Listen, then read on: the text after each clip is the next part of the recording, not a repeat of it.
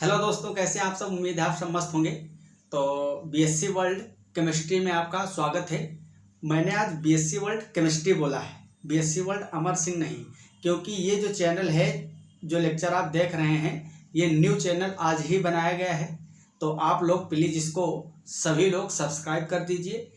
इतने सारे लोग जुड़े हुए हो तो इसका 1000 सब्सक्राइब तो आज पहुँच ही जाना चाहिए। ठीक है, ये न्यू चैनल है, इस पर सिर्फ केमिस्ट्री के लेक्चर आपको मिलेंगे। और जिस चैनल पे हम कंटिन्यू कर रहे थे बीएससी वर्ल्ड अमर सिंह, उस पर आपको बॉटनी और जूलॉजी के लेक्चर मिलेंगे।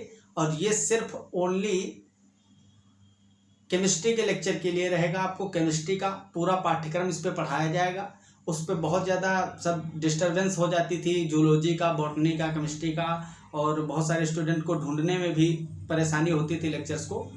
ये जो रहेगा चैनल, इस पर सिर्फ केमिस्ट्री के first year, second year, third year जब तक आप लोग पढ़ोगे, ओनली आपको केमिस्ट्री के इस पर लेक्चर मिलेंगे। ठीक है, तो आप लोग, फिर से मैं अगेन बोल रहा हूँ, सब लोग सब्सक्राइब जरूर कर देना इस चैनल को। नया चैनल है, इस पर रोज आपको लेक्चर केमिस्ट्री के प्रोवाइड किए जाएंगे।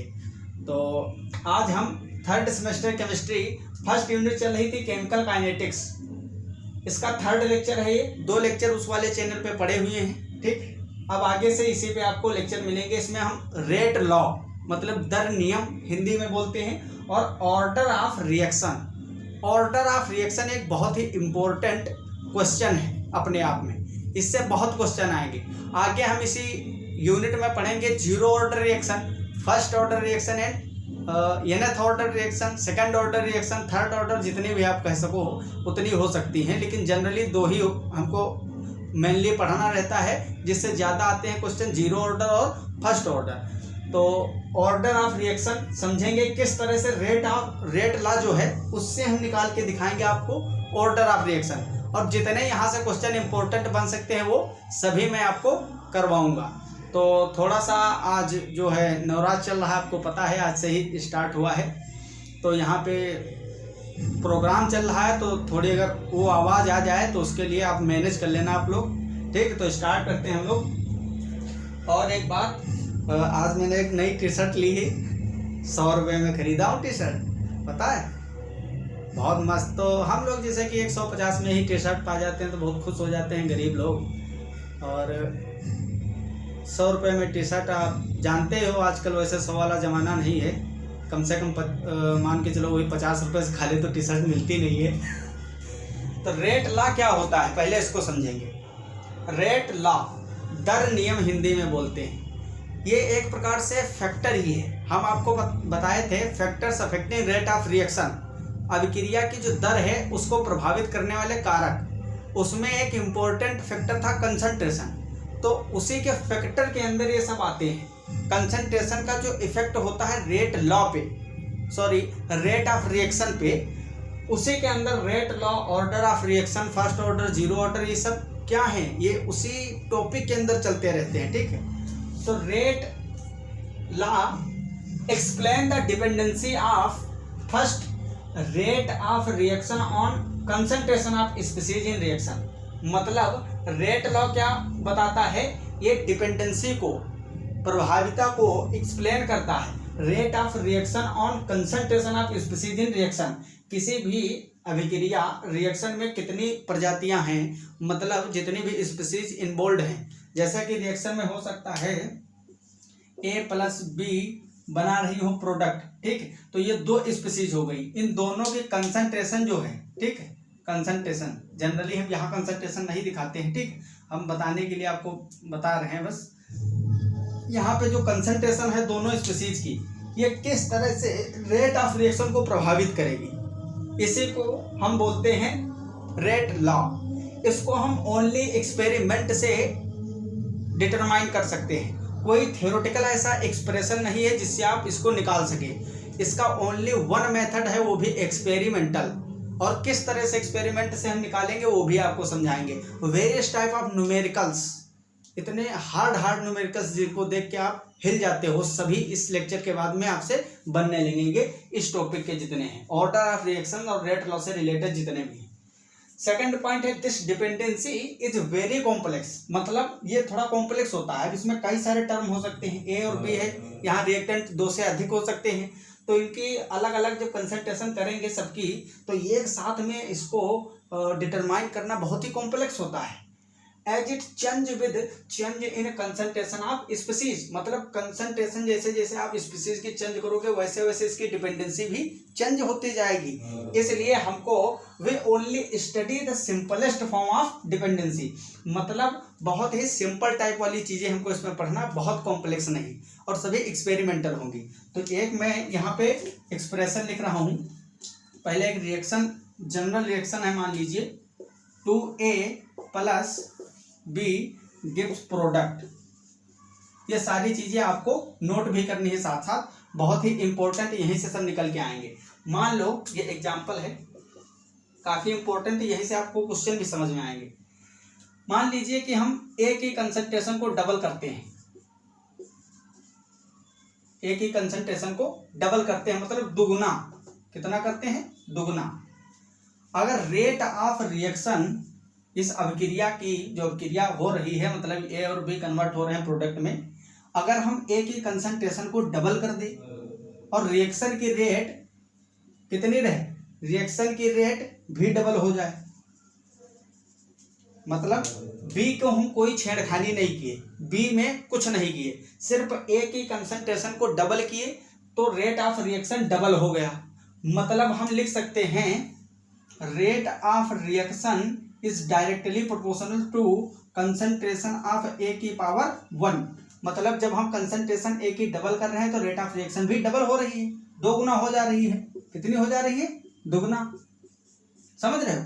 तो इसको हम सीधे लिख सकते हैं rate of reaction directly proportional to concentration of A की पावर 1। इसी तरह से मान लीजिए कि हम बी की कंसंट्रेशन को भी डबल किए, ठीक, और रेट ऑफ रिएक्शन 4 टाइम हो गई। कितने टाइम? 4 टाइम्स इंक्रीज, ये बढ़ गई 4 गुना। समझ रहे? मतलब जब हम बी के कंसंट्रेशन को डबल करेंगे तब ए को बराबर रखेंगे, इसमें कुछ नहीं छेड़खानी करेंगे। जब ए को डबल करेंगे तो बी को कुछ नहीं करेंगे, जब बी को डबल करेंगे तब इसको उतना ही रखेंगे जैसा होगा। मतलब हम एक एक स्पीसीज की अलग अलग कंसंट्रेशन की डिपेंडेंसी देख रहे हैं इस रिएक्शन में, किस तरह से रेट को प्रभावित कर रहा है। इसको घटाने बढ़ाने से रेट ऑफ रिएक्शन पे क्या फर्क पड़ रहा है, इसको कम करने और ज्यादा करने पे इसकी कंसंट्रेशन, किस तरह से रिएक्शन की रेट प्रभावित हो रही है, अभिक्रिया की दर पे क्या इफेक्ट आ रहा है। तो जैसे ही हम ए को कांस्टेंट करके बी को डबल किए तो रेट ऑफ रिएक्शन जो थी, अभिक्रिया की दर, वो 4 गुनी हो गई। तो हम इसको क्या कहेंगे, rate of reaction is directly proportional to concentration of B की पावर 2। मतलब ये स्क्वायर में बढ़ रही है। जब हम बी की कंसंट्रेशन डबल करते हैं तो रेट ऑफ रिएक्शन 4 टाइम हो जा रही है, 2 दूना 4। तो और यहाँ पे डबल करने पर डबल हो रही थी, तो यहाँ rate of reaction ROR directly proportional to concentration of A की पावर 1, और यहाँ डबल करने पे 4 टाइम हो जा रही है, इंक्रीज हो जा रही है रेट ऑफ रिएक्शन। तो इसको लिखेंगे हम बी की पावर 2, कंसंट्रेशन ऑफ बी की पावर 2। ओवरऑल अगर हम पूरा इसको लिखें, ठीक, रेट ऑफ रिएक्शन इस पूरी कंप्लीट रिएक्शन के लिए जब इस तरह की कंडीशन है तो इसको लिखेंगे directly proportional to concentration of A की power 1 and concentration of B की पावर 2।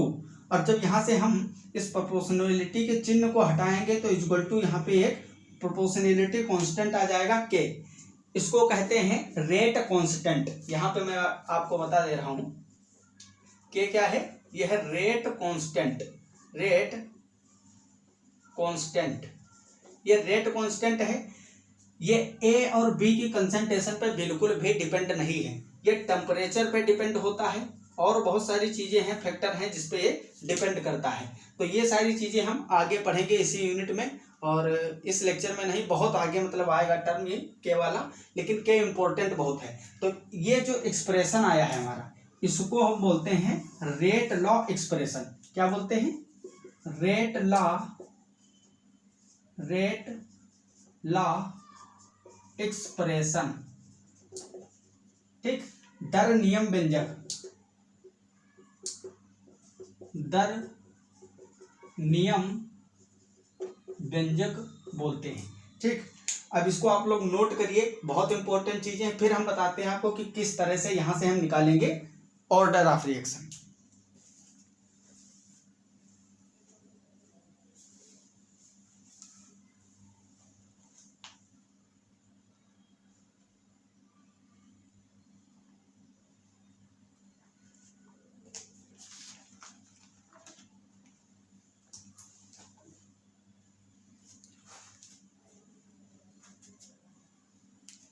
आई होप आप लोग नोट कर लिए होंगे।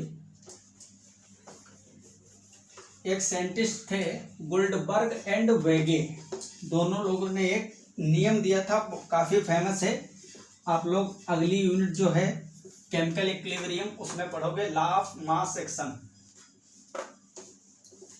उन्होंने एक सीधा फंडा बताया था, कंसंट्रेशन की डिपेंडेंसी और रेट ऑफ रिएक्शन में एक संबंध दिया था। गुल्डबर्ग एंड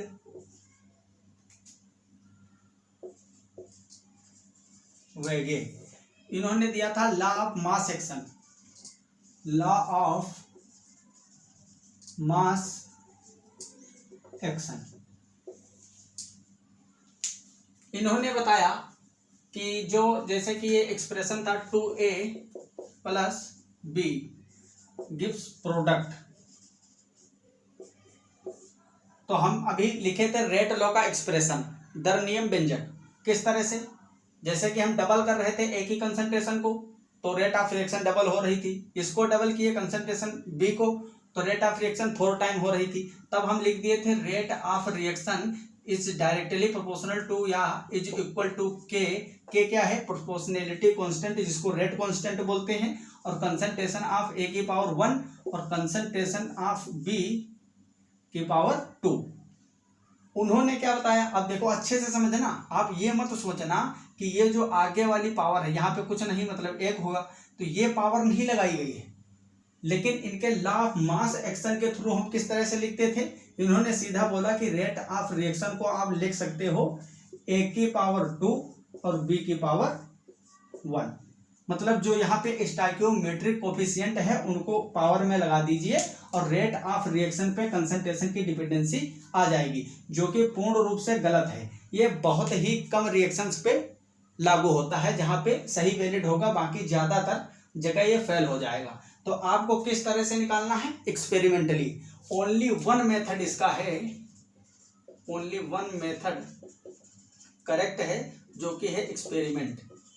एक्सपेरिमेंट, आप सीधा एक्सपेरिमेंट करेंगे तभी आप बता पाएंगे कि जो रिएक्टेंट हैं या स्पीसीज हैं रिएक्शन में इन्वॉल्व होने वाली, उनकी कंसंट्रेशन पे रेट की उनकी कंसंट्रेशन से रेट किस तरह से इफेक्ट होती है, प्रभावित होती है, ये सिर्फ आप एक्सपेरिमेंटल प्रूफ के साथ कह सकते हैं। थ्योरेटिकल जैसे कि इन्होंने दिया था गुल्डबर्ग एंड वेगे ने कि जो कोफिशिएंट होता है स्टोइकियोमेट्रिक कोफिशिएंट उसी को पावर में चढ़ा दो, ये गलत है। इस तरह से आप नहीं करोगे, इस तरह से आपका आंसर भी गलत आएगा। आप सिर्फ एक्सपेरिमेंट के थ्रू बता सकते हो कि किस तरह से प्रभावित करते हैं कंसंट्रेशन को चेंज करने से। आप एक को रोक के एक को चेंज करिए, फिर देखिए रेट ऑफ रिएक्शन बढ़ा या घटा, फिर इसको रोक के इसको चेंज करिए, तो दोनों की डिपेंडेंसी निकाल लोगे। अब ऐसा हो सकता है कि आप एक ही कंसंट्रेशन को डबल किए और रेट ऑफ रिएक्शन 0 हो गया, बिल्कुल बंद हो गई रिएक्शन, या निगेटिव हो सकता है, मतलब कुछ भी हो सकता है, समझ रहे। इसको आप डबल किए, ये रेट ऑफ रिएक्शन आधा हो जाए, जैसे कि कंसंट्रेशन ऑफ ए की आप डबल किए, ठीक, और रेट ऑफ रिएक्शन जो था वो कितना हो गया, हाफ। तो इस तरह से अलग अलग हो सकते हैं, समझ में आया, ये अलग अलग टाइप के हो सकते हैं। अब इसका हम एग्जैक्ट वैल्यू के टाइप में पढ़ेंगे, ठीक। जैसे कि मान लीजिए यही रिएक्शन है 2A प्लस बी और बना रही है प्रोडक्ट, क्या बना रहा है, प्रोडक्ट। तो इसको हम इस तरह से लिखेंगे ROR, मान लीजिए हम यहाँ पे XY भी मान सकते हैं, ठीक। तो ROR is proportional to A की पावर X और ROR is directly proportional to B की पावर Y। तो इसको ओवरऑल हम किस तरह से लिखेंगे, ROR is equal to K A की पावर X और B की पावर Y, B की पावर Y। ये है आपका रेट लॉ एक्सप्रेशन। यहाँ पे x और y कुछ भी हो सकते हैं, मतलब जीरो भी हो सकता है, निगेटिव भी हो सकता है, पॉजिटिव भी हो सकता है। ये x और y ये वाले आगे वाले स्टैक्योमेट्रिक गुणांक नहीं है, ये आपको सिर्फ याद रखना है, बहुत इंपॉर्टेंट है। ऐसा नहीं है कि a के ऊपर आप पावर लगा दिए 2 और b के ऊपर 1 लगा दिए, इसीलिए यहाँ पे x y लिखा है। क्यों? क्योंकि ये x y आपको पता नहीं है। कब पता होगा? जब इसकी एक की कंसंट्रेशन को रोक के दूसरे की चेंज करोगे, फिर रेट ऑफ रिएक्शन कैसे घट रही है बढ़ रही है उस अकॉर्डिंग x और y के मान आप निकाल सकते हो वैल्यू। तो ये पूरा आपका एकदम करेक्ट व्यंजक है। ठीक, अब ये जो है x और y ये क्या है, तो इधर हम आपको बताते हैं। पूरी कहानी यहीं से ऑर्डर ऑफ रिएक्शन की स्टार्ट होगी। आप लोग साथ साथ पॉज करके नोट करते रहिएगा तो ज़्यादा सही रहेगा। यहाँ पे जो ये है A, ये तो आप जानते ही हो A क्या है, कंसंट्रेशन ऑफ A, और B क्या है, कंसंट्रेशन ऑफ B। अब इसमें x और y क्या बता रहे हैं, x जो है आपका ये है order of reaction with respect to A, और y है आपका order of reaction with respect to B। ये है आपके ऑर्डर ऑफ रिएक्शन। ये बिल्कुल भी कभी भी स्टोइकियोमेट्रिक गुणांक मत सोच लेना। हो सकता है ऐसा भी कभी कभी हो सकता है, कॉम्बिनेशन ऐसा बन जाता है कि आप डबल कर रहे हो और इसकी पावर 1 ही आ जाए, मतलब यहाँ पे 2 है तो 2 ही आ जाए, कि आप कंसंट्रेशन इसकी डबल करें और रेट ऑफ रिएक्शन 4 टाइम हो जाए तो उसके ऊपर स्क्वायर लग जाए। तो आप ऐसा मत सोचना कि स्क्वायर यहाँ से आया है, वो स्क्वायर डिटरमाइन किया गया एक्सपेरिमेंटली, समझ रहे हो। ये जो है इससे आपका स्टोइकियोमेट्रिक कोफिशिएंट से इसकी जो पावर है एक्स वाई से कोई रिलेशन नहीं, किसी भी प्रकार का मतलब नहीं, ये सिर्फ एक्सपेरिमेंट के थ्रू ही ज्ञात कर सकते हो। तो एक्स है order of reaction with respect to A और वाई है order of reaction with respect to B. X और वाई जो होती है एक्स प्लस वाई, इसको हम बोलते हैं ओवरऑल ऑर्डर ऑफ रिएक्शन। ठीक, ये पूरा ऑर्डर ऑफ रिएक्शन है पूरी रिएक्शन का। इसको हम डिनोट करते हैं स्मॉल n से। Small n is equal to x plus y can be negative, zero, positive और फ्रैक्शनल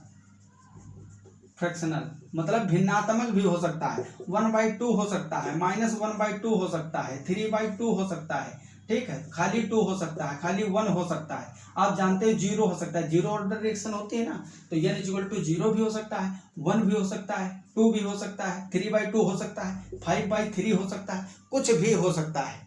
लेकिन आप खुद सोचिए, अगर हम मान लीजिए कि यहाँ पे जो x और y है इसका मान स्टोइकियोमेट्रिक से उठा के रखें तो ये तो हमेशा पॉजिटिव वैल्यू ही रहेगी। ठीक, और इंटीजर रहेगी, फ्रैक्शन में तो मिलेगी नहीं, क्योंकि हमेशा स्टोइकियोमेट्रिक कोफिशिएंट जो होगा वो 1, 2, 3, 4 ऐसे ही तो होगा, 1 से कम तो हो नहीं सकता। 1 होगा, 2 होगा, 3 होगा, 4 होगा। और जब हम a की पावर पे लगाएंगे ये स्टोइकियोमेट्रिक x की जगह और b के जगह पे ये लगाएंगे b के y के जगह पे b के आगे वाला स्टोइकियोमेट्रिक कोफिशिएंट, तो 2, 1, 3 हो जाएगा। मिनिमम कितना हो सकता है, 1 और 1, तो 1 और 1 जोड़ेंगे यहाँ पे तो कितना आएगा, 2 आ जाएगा। मतलब ये हमेशा पॉजिटिव और इंटीजर वैल्यू रहेगी, इसलिए यहाँ से आपको कंफ्यूज नहीं होना है।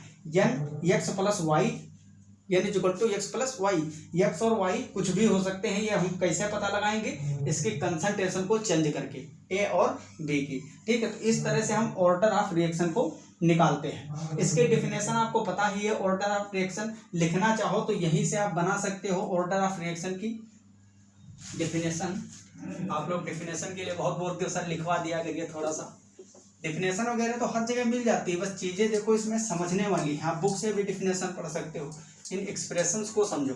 अभी बहुत ही इंपॉर्टेंट आगे आपको चीज़ बताने वाले हैं, बहुत ही काफ़ी इंपॉर्टेंट है, ठीक। बाकी आप लिखना चाहो तो लिख सकते हो। ऑर्डर ऑफ रिएक्शन में लिखेंगे the sum of power of the sum of power of concentration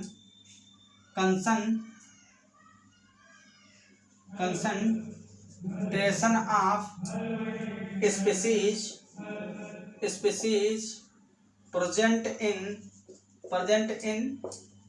rate law expression, ठीक। तो यही होता है हमारा ऑर्डर ऑफ रिएक्शन, मतलब the sum of power of concentration species present in rate law expression.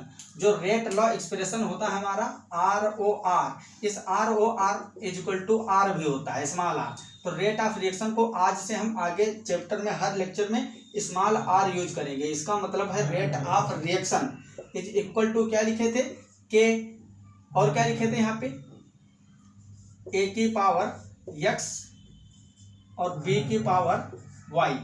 तो इन्हीं दोनों का सम जो x plus y equal to होता है n, मतलब ऑर्डर ऑफ रिएक्शन। n क्या है, ऑर्डर ऑफ रिएक्शन। तो ऑर्डर ऑफ रिएक्शन की डेफिनेशन क्या हो गई, the sum of power x और y, power of concentration, A और बी क्या है concentration, of species present in rate law. मतलब रेट लॉ जो व्यंजक होता है एक्सप्रेशन, इसमें उपस्थित सभी स्पीसीज की जो घात होती है पावर, उनके सम को हम बोलते हैं order of reaction. I hope आपको बहुत ही अच्छे से क्लियर हो गया होगा, ठीक। तो ये इतनी चीजें आप इसको लिखिए, फिर आगे हम बताते हैं आपको बहुत ही इंपॉर्टेंट चीज जो कि काफी महत्वपूर्ण है और कई बार एग्जाम में पूछा भी जाता है।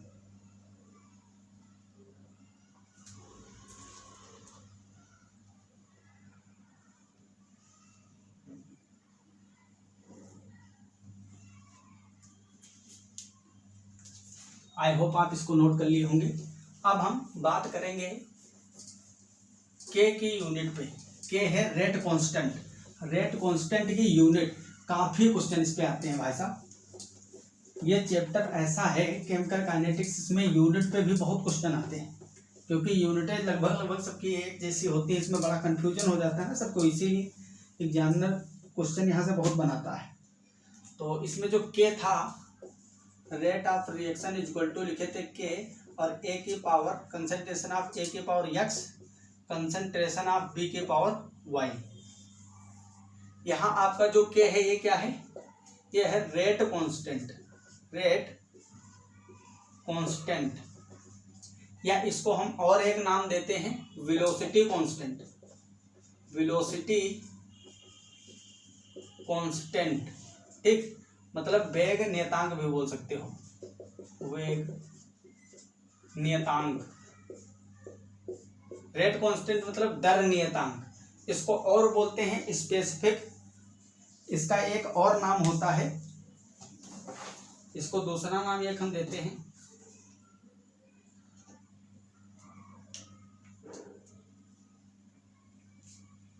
Specific reaction rate. थोड़ा सा मैं इंक पिला दूं अपने मार्कर को।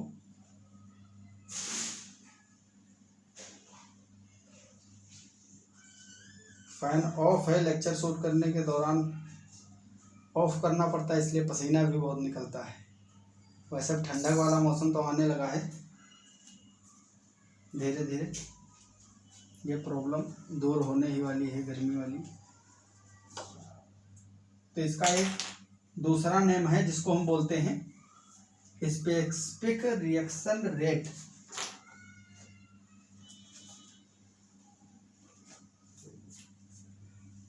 स्पेसिफिक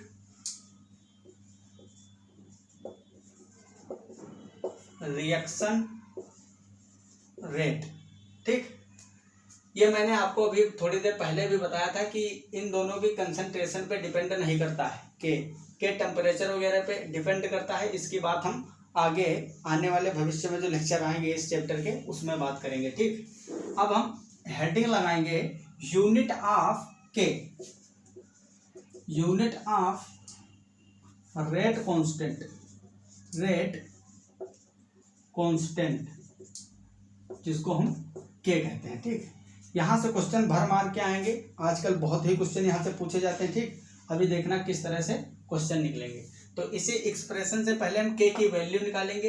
यहाँ से के का मान आप निकालो तो क्या आएगा, k is equal to rate of reaction जो ये लिखा हुआ है आपका, और नीचे डिवाइड में क्या आ जाएगा, ये पार्ट इधर ले जाओगे तो नीचे आएगा कंसंट्रेशन ऑफ ए की पावर एक्स और कंसंट्रेशन ऑफ बी की पावर वाई, ठीक। इस तरह से कुछ आएगा। अब रेट ऑफ रिएक्शन की, जो रेट ऑफ रिएक्शन इसकी यूनिट क्या होती थी, रेट ऑफ रिएक्शन किस तरह से लिखते थे, rate of reaction is equal to d concentration of A upon d t, इस तरह से लिखते थे। तो ये ऊपर हो गया कंसंट्रेशन, ये क्या है कंसंट्रेशन। तो कंसंट्रेशन मतलब सांद्रता की यूनिट होती है मोल पर लीटर, मोल पर लीटर। और ये क्या है टाइम, तो इसकी आती थी सेकंड, तो इसको हम ओवर आर लिखते थे मोल पर लीटर और सेकंड इनवर्स। जब इसको ऊपर ले जाओगे तो ये निगेटिव आ जाएगा, -1 आएगी ना इसकी पावर, यस को ऊपर ले जाओगे सेकंड, या तो सेकंड इनवर्स लिख सकते हो या आप इसकी जगह पे लिख सकते हो टाइम इनवर्स। टाइम इनवर्स इसलिए लिखा जाता है कि अगर रिएक्शन सेकंडों में हो रही तो सेकंड हो जाएगा, मिनट वाली होगी तो मिनट इनवर्स हो जाएगा, आवर्स वाली होगी तो घंटा क्या -1 करेंगे, इसीलिए हम टाइम इनवर्स भी लिख देते हैं। तो ये है हमारी रेट ऑफ रिएक्शन की यूनिट, मोल पर लीटर सेकंड इनवर्स। तो यहाँ पे लिखेंगे हम मोल पर लीटर और सेकंड का इनवर्स। यहाँ है concentration of X, concentration of A की पावर एक्स बी की पावर वाई, तो ये भी क्या है, ये भी टर्म कंसंट्रेशन है, तो इसकी भी क्या होगी यूनिट, मोल पर लीटर की पावर एक्स, और यहाँ होगा मोल पर लीटर की पावर वाई, ठीक। अब आपको पता है x plus y is equal to n, x plus y is equal to क्या होता है, एन, ऑर्डर ऑफ रिएक्शन। तो इसको हम ऐसे लिख सकते हैं के is equal to mole per litre second inverse क्या टाइम इनवर्स अपॉन ये वाला टर्म, फिर इसको क्या लिखेंगे मोल पर लीटर की पावर एन, मोल पर लीटर की पावर एन। अब देखो यहाँ से ये टर्म जब हम ऊपर ले जाएंगे, इसको हम कहाँ ले जाएंगे ऊपर, तब क्या होगा, यहाँ जब कुछ नहीं है पावर तो एक मानी जाती, तो इसको हम इस तरह से लिखेंगे मोल पर लीटर 1 माइनस एन और यस की पावर -1। ये हमारा के का यूनिट निकल के आया। किस तरह से आया एक बार और आप समझ लीजिए। रेट ऑफ रिएक्शन जो है इसकी यूनिट होती है मोल पर लीटर सेकंड इनवर्स। इन दोनों की यूनिट, ये दोनों कंसंट्रेशन टर्म है, तो कंसंट्रेशन की क्या होती है मोल पर लीटर, सांद्रता क्या होती है मोल पर लीटर, तो दोनों के मोल पर लीटर हो गई। पावर एक्स थी, एक्स लगा दी, वाई थी, वाई लगा दी। अब एक्स प्लस वाई दोनों होता है एन, तो इन दोनों को कंबाइंडली हम मोल पर लीटर, ये तो कॉमन हो जाएंगे ना, तो यहाँ पे एन लिख दी। अब ये टर्म जब ऊपर ले जाओगी तो एन के माइनस एन हो जाएगा ना, जैसे कि नीचे से जब आप ऊपर ले जाते हो तो जो पावर होती है वो माइनस में हो जाती है, तो ये एन माइनस में हो जाएगा। बाकी ये दोनों टर्म सेम है, तो ये एन ऊपर जाएगा तो 1 से माइनस हो जाएगा, ये 1 पहले से था, ये माइनस हो जाएगा, ये टर्म सेम है ना। तो मोल पर लीटर 1 की माइनस एन और ये आपका सेकंड इनवर्स। तो ये रेट कांस्टेंट या वेलोसिटी कांस्टेंट या स्पेसिफिक रिएक्शन रेट के 3 नाम है ना, इसकी यूनिट है मोल पर लीटर की power 1 minus n second inverse. ये काफ़ी इंपॉर्टेंट यूनिट है, यहाँ से बहुत क्वेश्चन आते हैं, इसको आप नोट करें, फिर हम आपको बताते हैं, इससे रिलेट करके आप zero order, first order, second order सबका एकदम पोस्टमार्टम कर सकते हो, ठीक, वो भी आसानी से।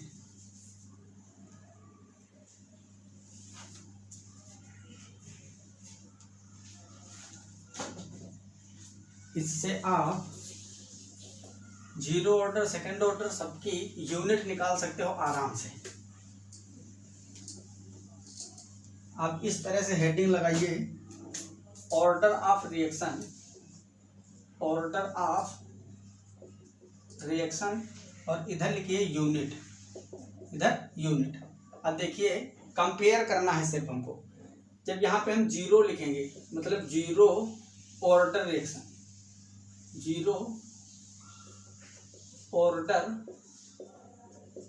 रिएक्शन, ये ऑर्डर ऑफ रिएक्शन यहाँ पे जीरो है। फर्स्ट ऑर्डर हो सकता है, सेकंड हो सकता है, ठीक है।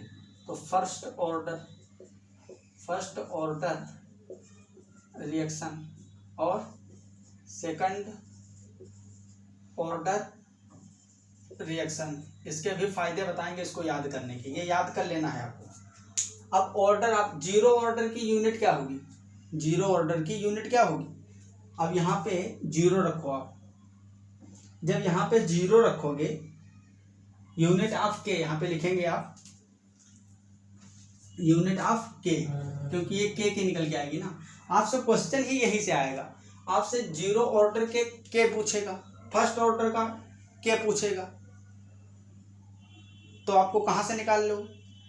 जैसे कि आपको मान लो न्यूमेरिकल वैल्यू दे रखी है, कंसंट्रेशन दे दिया इतने मोल है, या टाइम दे दिया इतने टाइम लग रहा है, इतने देर में इतना टाइम लगा है, तो आगे 90%, 50% में इतना टाइम लगा तो 90% कितना टाइम लगेगा, वहाँ पे के आएगा। क्योंकि आपको पता है जितने भी एक्सप्रेशन अभी जीरो ऑर्डर फर्स्ट ऑर्डर के देखोगे उसमें हर जगह के मिलने वाला है आपको। आप फर्स्ट ऑर्डर के लिए पढ़े होंगे k equal to 2.303 upon t log concentration A by concentration B, product upon reactant. तो ये वाला टर्म पढ़े हो ना, तो यहाँ पे आपसे टाइम पूछेगा और यहाँ पे दोनों कंसंट्रेशन प्रोडक्ट और रिएक्टेंट की दी होंगी, तो आपको के से निकालना होगा। तो के जो है ये बहुत इंपॉर्टेंट है, इसीलिए मैंने ऑर्डर ऑफ रिएक्शन के साथ में के को ज़्यादा तगड़े से इसमें मान्यता दी है। तो यूनिट ऑफ के निकालना है। अगर जीरो ऑर्डर है तो जीरो ऑर्डर रिएक्शन के लिए के की यूनिट क्या होगी, सीधे आप यहाँ एन की जगह पे जीरो पुट करिए। क्या पुट करिए, जीरो, क्योंकि ये क्या है ऑर्डर ऑफ रिएक्शन। यहाँ पे जैसे आप जीरो पुट करोगे तो 1 माइनस जीरो, भाई जीरो किसी में से भी घटाओ, एक में से जीरो घटाओगे तो क्या बचेगा, एक ही ना बचेगा। तो सीधा यहाँ पे हो जाएगा मोल पर लीटर सेकंड इनवर्स। मतलब कहीं भी आपको ये वाली यूनिट दिख जाए, आप समझ जाना कि ये जो हमसे पूछा जा रहा है वो जीरो ऑर्डर के लिए, क्योंकि जीरो ऑर्डर के लिए फार्मूला अलग होगा, फर्स्ट ऑर्डर का फार्मूला अलग होगा, सेकंड ऑर्डर का फार्मूला अलग होगा। आपसे जब क्वेश्चन पूछा जाएगा तो क्वेश्चन में आप कौन सा फार्मूला यूज करोगे, तो सबसे पहले आपको पता चलना चाहिए ना कि कौन सी ऑर्डर की रिएक्शन है। कभी देता है कि ये सेकंड ऑर्डर है, फर्स्ट ऑर्डर, कभी नहीं बताया जाता है, तो हम कहाँ से पहचान लगाते हैं, यूनिट से। यूनिट आपको याद रखनी होगी। ये आपको सब कुछ आता है, कैलकुलेशन आता है, सूत्र पता है, फार्मूला याद है, फिर भी आप पहचान ही नहीं पाओगे तो कहाँ से कर पाओगे। इसलिए यूनिट ये जो है पहचानने के काम आएगी। इसी तरह से फर्स्ट ऑर्डर रिएक्शन के लिए के की यूनिट क्या होगी, फर्स्ट ऑर्डर के लिए आप यहाँ पे फर्स्ट रखोगे, एन की जगह पे फर्स्ट, तो एक में से एक घटाओगे हो जाएगा जीरो। और किसी भी चीज की पावर जब जीरो हो जाएगी तो पूरा टर्म क्या हो जाएगा, पूरा टर्म हो जाएगा जीरो, समझे। फर्स्ट ऑर्डर में एन की वैल्यू होगी फर्स्ट, तो एक से एक माइनस करोगे हो जाएगा जीरो, एक में से एक गया जीरो। अब जब इस टर्म की पावर जीरो हो जाएगी तो किसी भी चीज की, मान लो 2 की पावर जीरो लगा दिया, अब तो जीरो ही तो हो गया, 2 को मल्टीप्लाई करोगे जीरो से चला जाएगा, तो पूरा यहाँ से पूरा टर्म मर जाएगा, बचेगा ओनली सेकंड इनवर्स। तो इसीलिए हम यूनिट आप जनरली देखे होंगे, फर्स्ट ऑर्डर के लिए के की यूनिट होती है ओनली सेकंड इनवर्स। इसी तरह से सेकंड ऑर्डर रिएक्शन है, तो सेकंड ऑर्डर रिएक्शन के लिए हम यहाँ पे एन की जगह पे लिखेंगे 2, तो एक में से माइनस करेंगे 2 तो बचेगा -1। तो इसकी जो यूनिट आएगी मोल पर लीटर की पावर -1 और सेकेंड की पावर -1। तो ये बड़ा इंपॉर्टेंट भैया पार्ट है, ठीक। इसको मैं फिर से सही कर देता हूँ,